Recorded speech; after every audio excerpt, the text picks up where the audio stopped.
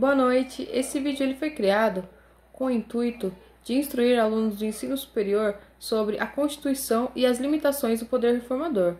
Eu vou estar iniciando fazendo uma comparação com o poder originário. O poder originário, ele é um poder inicial, então ele não depende de nenhum outro tipo de Constituição para que ele exista. O segundo ponto é que ele é autônomo, ele exerce a sua função sem se basear em nenhum outro complemento, nenhuma outra Constituição, porque, como eu havia falado anteriormente, ele é inicial, ele origina todos os outros. Em terceiro, ele se caracteriza por ser ilimitado, porque ele não sofre nenhum impedimento, tendo em vista, novamente, que ele vem antes de qualquer outro poder. Por último, ele é permanente, porque ele não acaba nem com uma nova Constituição. Posteriormente, eu vou estar falando sobre as limitações do poder conservador. As pessoas pensam, qualquer pessoa ela pode ir lá e fazer uma reforma na Constituição? Não, não é qualquer pessoa. Existem as pessoas que elas são delegadas. São elas 1/3, no mínimo, da Câmara dos Deputados ou do Senado Federal, o Presidente da República, de mais da metade das Assembleias Legislativas das unidades da Federação, manifestando-se cada uma delas pela maioria relativa dos seus membros, ou seja, é necessário que mais da metade da Assembleia Legislativa se manifeste querendo alterar o texto constitucional. Dessa forma, as alterações elas podem ser limites formais, que elas especificam limite de tramitação, que são como revisão, que elas são revisão circunstancial, especial, só que elas dependem de ter a maioria do quórum, a maioria da casa, para que ela possa ser aprovada. Elas têm também os limites materiais, que elas têm como exemplo as cláusulas pétreas, que elas são cláusulas que elas estão mantidas na Constituição e elas não podem ser, de forma alguma, alteradas. E tendo em vista, agora eu vou estar falando um pouco sobre alguns tipos de alteração que ocorrem, que é a emenda constitucional, a medida provisória e as leis delegadas.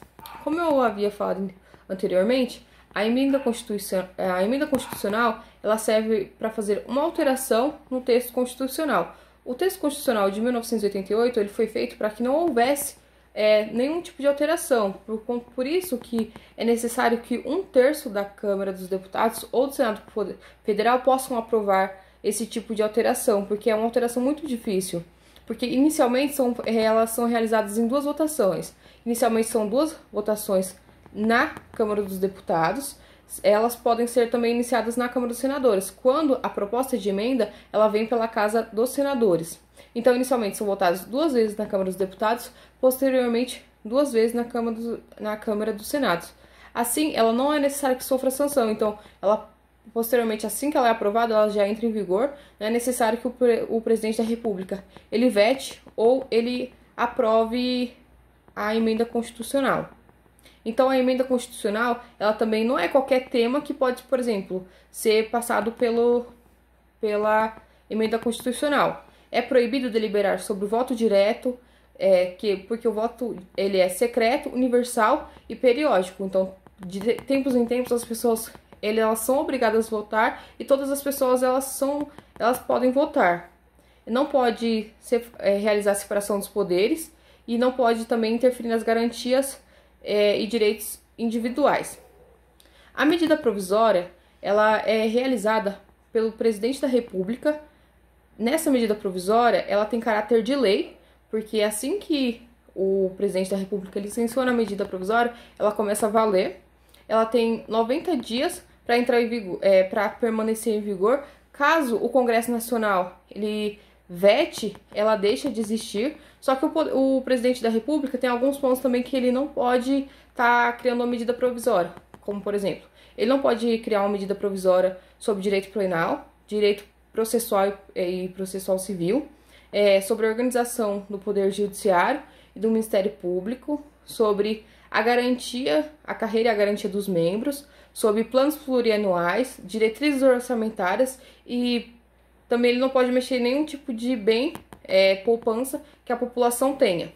Existem também as leis delegadas, elas contam no artigo 68, as leis delegadas são de competência do Presidente da República. Ele solicita a delegação pelo Congresso Nacional, portanto, mas, no entanto, excluem-se as delegações atos exclusivos do Congresso Nacional, da Câmara do Deputado ou do Senado Federal. Referente à lei complementar, a legislação sobre o Poder Judiciário, o Ministério Público e a carreira e a garantia dos seus membros, nacionalidade, direitos individuais, políticos e eleitorais, planos plurianuais, diretrizes orçamentárias. Dessa forma, a delegação do presidente tem a forma de resolução do Congresso, que acabará especificando o seu conteúdo nos termos do seu exercício. Se a resolução determinar a apreciação do projeto pelo Congresso, esse fará votação única e é vetada qualquer emenda. Então, isso é o que eu tinha para falar para vocês sobre a questão das limitações do poder reformador. Espero que vocês tenham apreciado e aprendido um pouco com isso. Tenham uma boa noite.